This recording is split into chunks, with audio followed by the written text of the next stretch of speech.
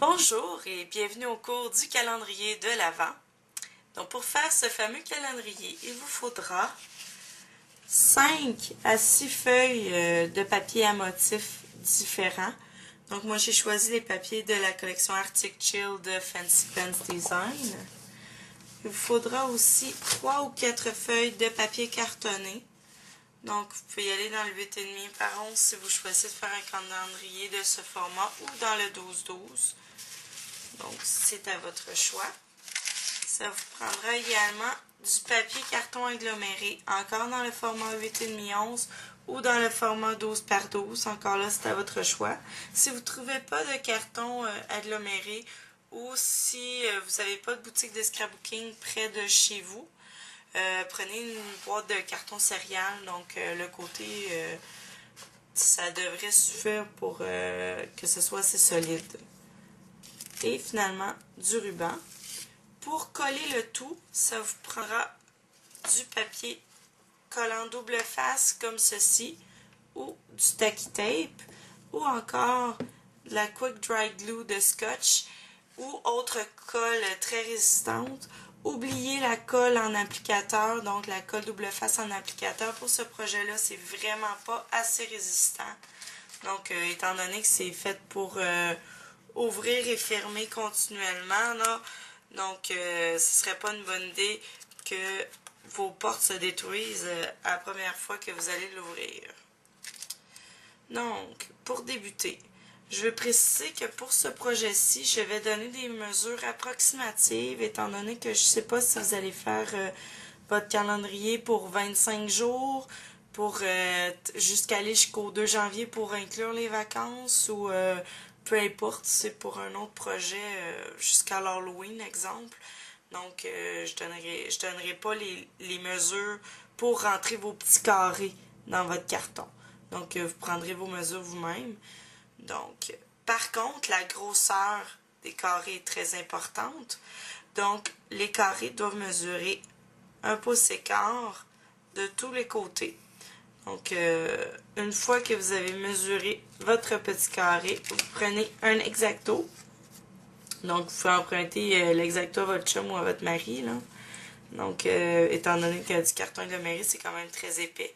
Donc, vous coupez votre petit carré. Une fois que le petit carré est découpé, pour faire les fameuses petites boîtes, les petites boîtes pour contenir les chocolats, les sucreries, les petites surprises. Donc, vous prenez un carton 4 pouces par 4 pouces. Donc, vous pouvez en rentrer 9 dans une feuille 12 par 12, si vous savez calculer comme moi. Donc, on débute par plier en triangle d'un côté et de l'autre côté. C'est important de mettre le côté qu'on veut voir, c'est-à-dire le côté visible à l'extérieur, et replier le côté qu'on ne veut pas voir à l'intérieur. Ensuite, on plie comme si on faisait un coin-coin. Donc, on replie tous les côtés vers l'intérieur. Et ensuite, on replie chaque côté comme ceci.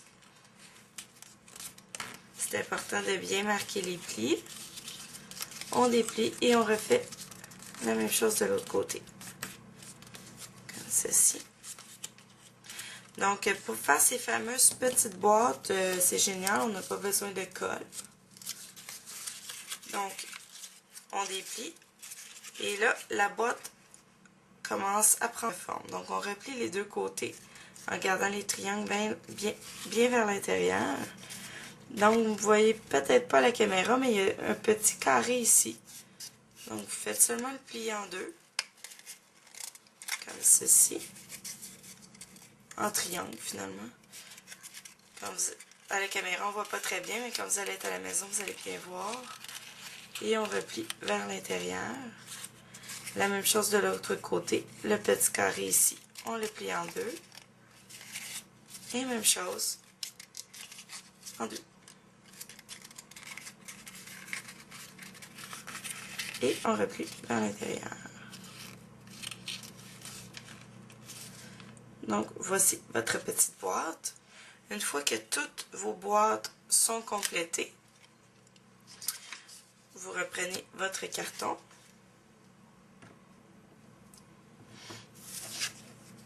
Et on va aller y coller une feuille de papier à motif ou de papier carton basil ou prisme ou encore coordination.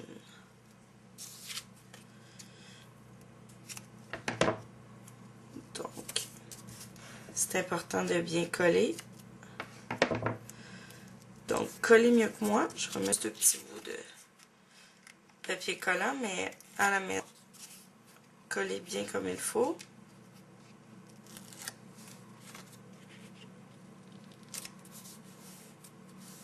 Et voilà, comme ceci.